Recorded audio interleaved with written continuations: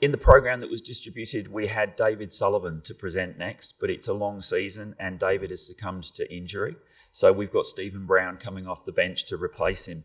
Stephen has been the Executive Officer of Safe Farms WA since the 1st of July 2024, but he's been a member of the board there for the past 11 years and remains on the board. He claims to have been involved in agriculture for the last 50 years, but I've seen him and he doesn't look old enough. He's held roles as CEOs of private companies, distributors of agricultural machinery, and also some banking positions. He is going to talk to us about unguarded machinery. Come on down, Stephen.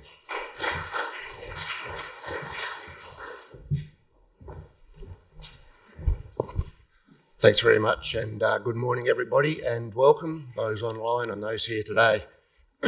When you employ staff, as most of you know, occasionally they'll let you down, and that's the situation I find myself in here today. So David unfortunately had a little issue with a leg the other day that required some surgery, and what was booked for 7 a.m. finished up happening at 9 o'clock at night on Wednesday. So he asked me if I would come and take over.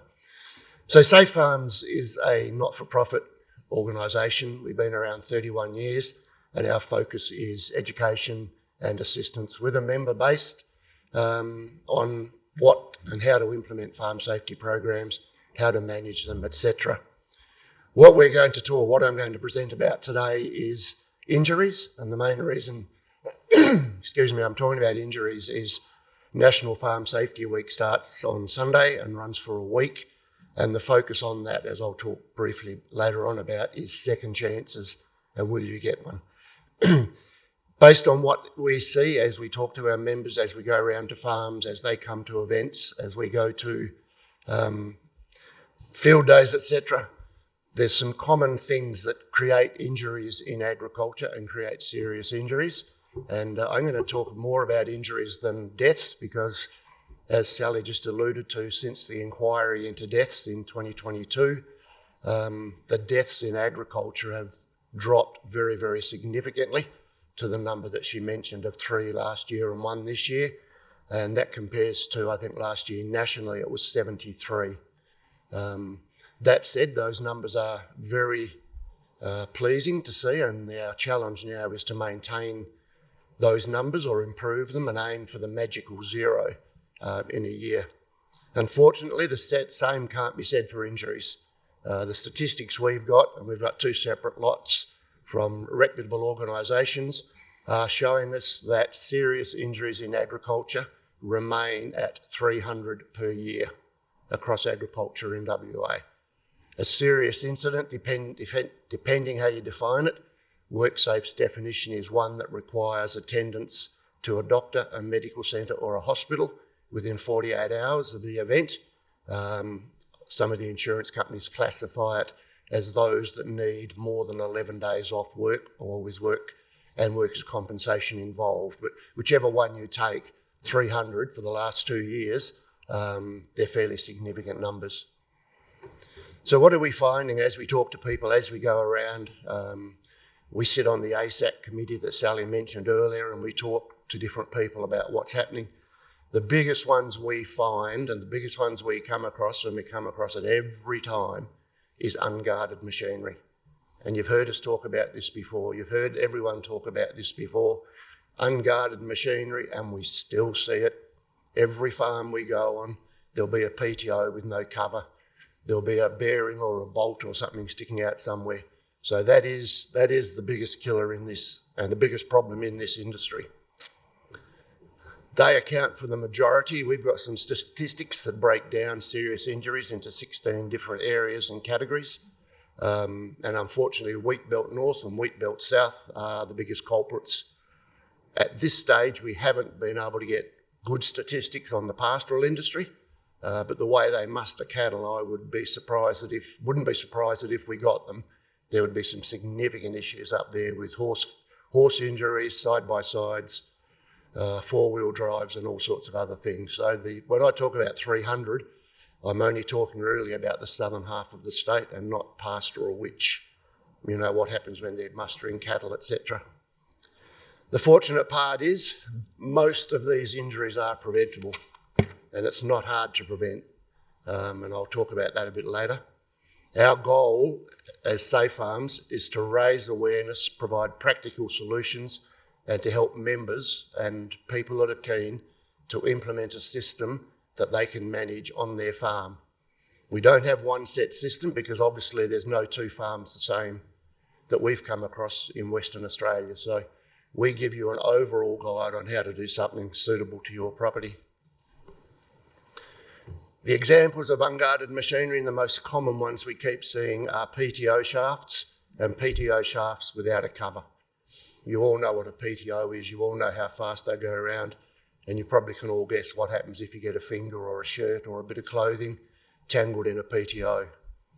Another serious offender is augers, especially the bottom of the flight where there's no guard on the auger. Quite easy to put a hand or a finger or get a toe or something caught in there. Belts, particularly on headers and machinery that have belts. It can happen if you get caught up with a belt, lose a finger or two. Chains and pulleys, same issue. Anything that's moving and moving at speed is what's causing the injuries that are being presented to various hospitals and doctors across the state. And finally, visual guarded versus unguarded augers. Augers are on every farm, particularly the old ones. The guard wears out or comes off or something and it doesn't get replaced. So they are an issue in the industry. Some common examples of that you can see here now. Top left-hand corner, there's obviously a chain with no guarding on it. Top right-hand corner is a PTO that's exposed. Bottom left and bottom right, same thing, exposure to potential serious injuries that can occur in the agricultural industry. So what can go wrong? These are some real life scenarios we know of. A farmer loses a foot in an unguarded grain auger. How do you run a farm with part of one foot missing? One of David's mates got entangled and exposed in a PTO shaft while helping on a farm. Obviously potentially he hadn't been inducted or hadn't been trained in the potential dangers of PTO shafts. Safety guards and awareness, which is inductions and training, have saved lives and have saved injuries. The numbers don't lie. Like I mentioned, 300 a year in 2023, 300 in 2024 calendar years. And if I was to take an educated guess, we're probably somewhere around about 150 so far this year. But WorkCover are talking later and they may have some better statistics than what I've got at the moment. So why is this still happening? Complacency is one issue. It's just a quick job. Won't take me long. I'll just fix this up and away we go. Won't worry about protective eye cover. Won't worry about if I'm welding. Won't worry about a special apron. I'll just weld it up quickly. Some sparks will get on and I'll get burnt, but that's okay. Lack of awareness or training. We see this as a serious issue. We hear from people that have worked in the mining industry, that have left the mining industry and gone back to farming, and they just cannot believe the fact that they can go on a farm, get in that tractor, start it up, go down there and do that job. No, can you drive it? No induction, no training, no nothing. And the guys that come out of the mining industry that we talk to, they say you can't even get on the mine site till you've been through a school for 3 days. Yet we do it, and you just jump on the farm and away you go. The cost and time to repair or replace guards. You shouldn't take them off, so really they shouldn't need replacing. Repairing them, does it really take long? Even if it takes 3 or 4 hours, is that better than a lifetime of a serious injury? She'll be right attitude, that is all very common. It's all too hard to implement a farm safety program. There's real risks out there, but there is real solutions. And I'm not standing here trying to tell you that if we all do it properly, there'll be no injuries. There will always be injuries. But the secret is to try and reduce the number of injuries and the seriousness of them and the effect on your businesses when you have a serious injury. You can't just get onto seek.com and get someone that can drive a tractor tomorrow to help put your crop in if you've lost your worker.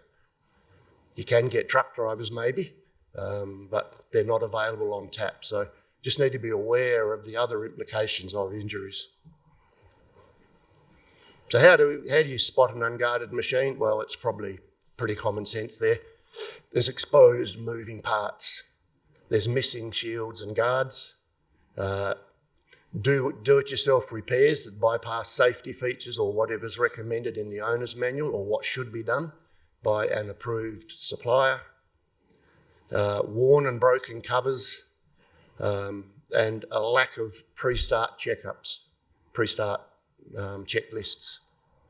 If you have a pre-start checklist on our app, you can put a QR code on every machine on your farm and you can link it to a pre-start checkup, and the person goes through and does it, and if there's something he doesn't like, he can take a photo, put a small thing with it and submit it, and it comes up on your computer screen at home that there's an issue with this machine that you need to address.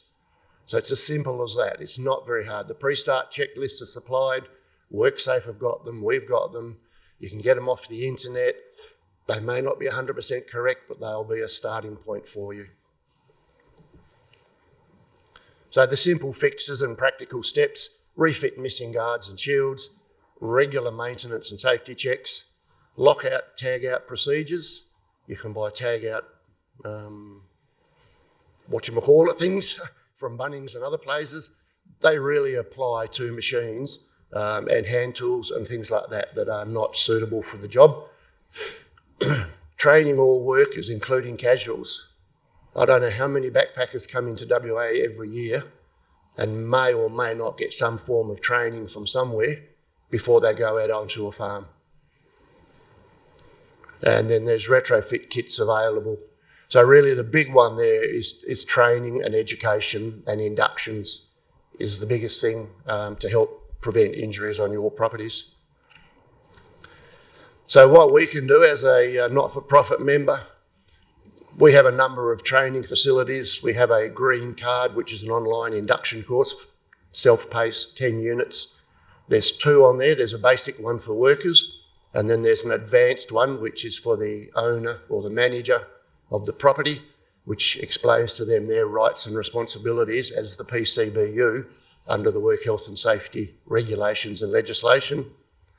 There's training for families and workers. We do all sorts of workshops. We have a number of other people in the industry that we can get to do training and workshops.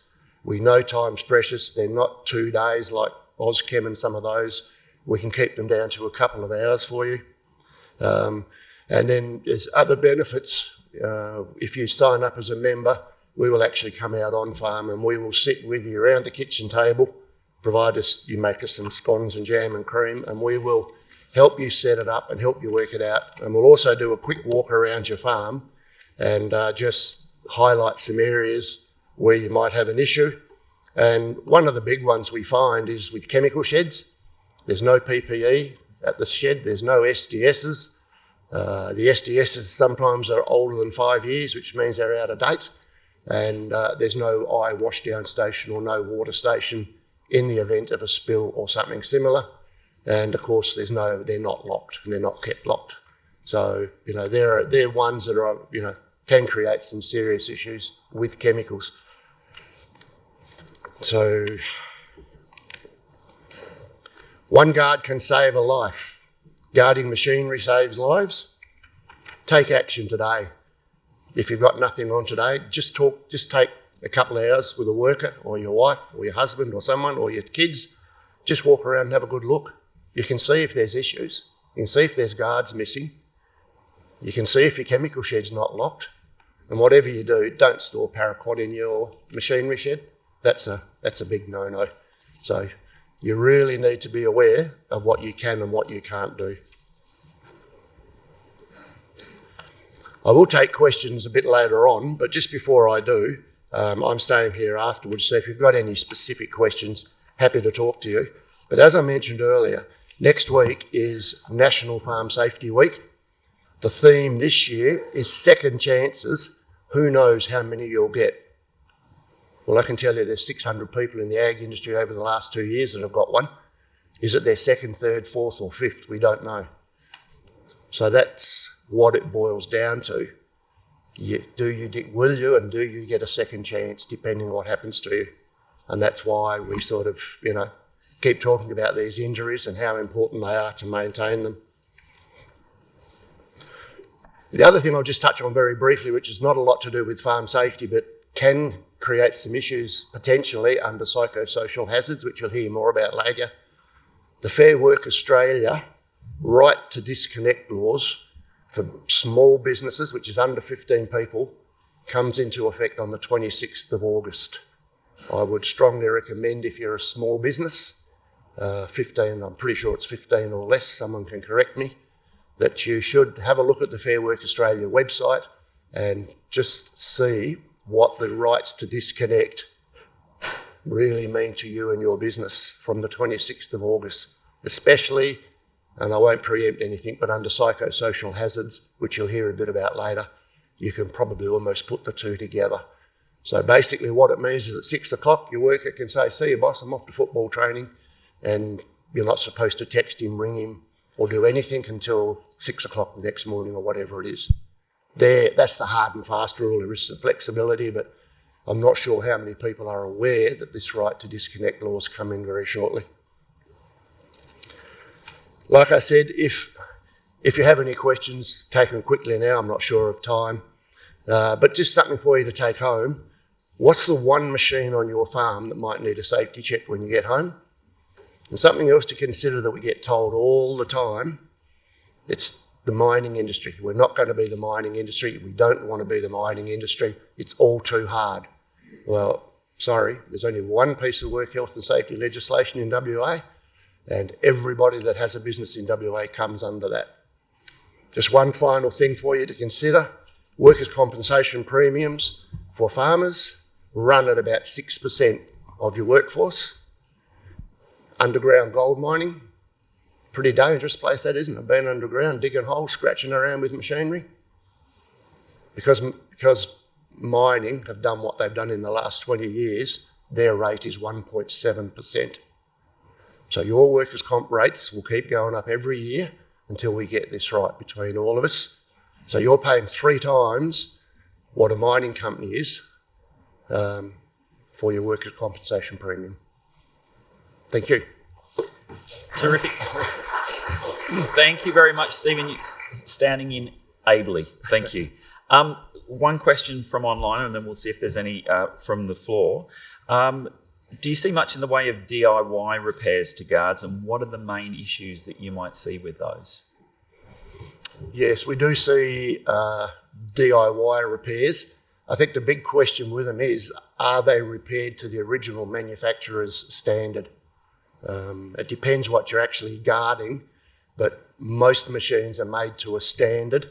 Unless you've got the owner's manual or service manuals or something for that machine, and you're not using non-genuine parts or something like that, is that there is potentially a risk. So if you do need something fixed, I'm sure in the case of welding and grinding and steelworks, there's probably someone very qualified in town to do it.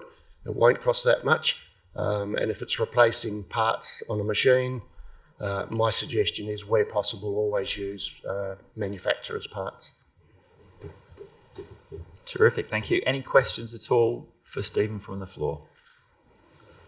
No? Well, as he said, he's going to be sticking around during morning tea and then after the session. So if you've got any questions that you don't want to ask now, I'm sure we'd be more than happy to answer those. Thank you very much, Stephen.